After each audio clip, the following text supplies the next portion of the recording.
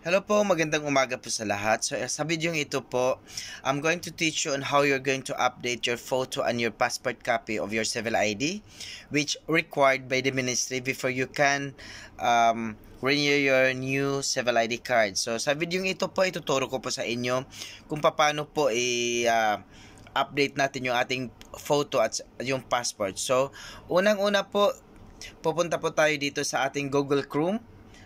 So go to your Google Chrome. You can use your Google Chrome through your mobile or your laptop. So, punta po tayo dito sa my Google Chrome at hanapin natin ang ePASI services. So, if you don't have yet this ePASI services, type that ePASI services on your mobile in the Google and or in your laptop. So, ePASI services. So, click this one. Click nyo yan at pagkatapos you will find this one, non-creative photo update. So, click nyo lang ito. Pagkatapos nito, ito yung lalabas na page.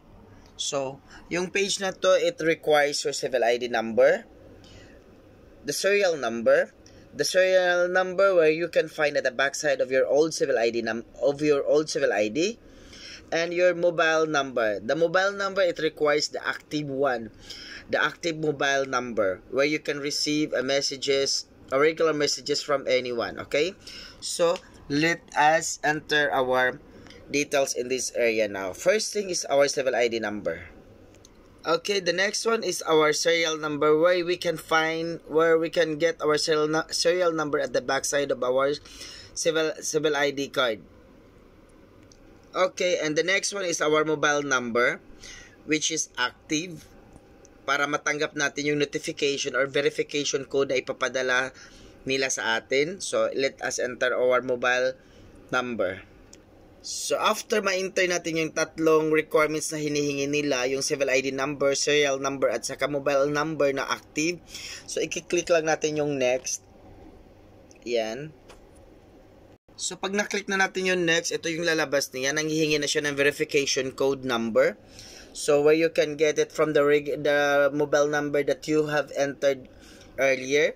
So, i-check natin yung mobile natin kung may verification code na pinadala. And so, here we go. So, nagpadala ng verification code sa mobile ID ng in-enter natin. So, 472081.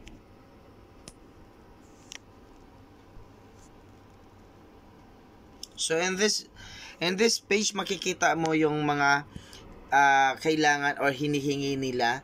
So, i-enter mo lang dito yung inyong photo at yung passport copy. So, in this case, sa akin kasi nagpapa-photoshop ako, nagpunta ako ng Photoshop, nagpapa-picture, pero hindi ko kailangan yung hard copy.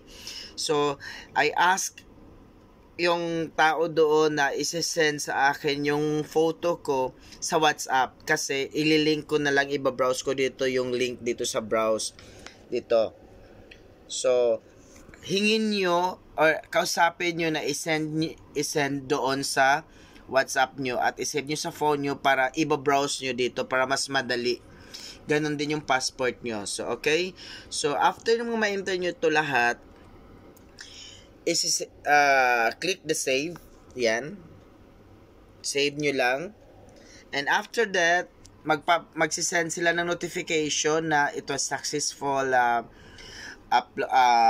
natanggap nila lahat. So, ilang araw lang makakatanggap na kayo ng message from ministry or from the PASI department that your card is ready. So, yan lamang po. Thank you for watching, guys, and see you on my next video.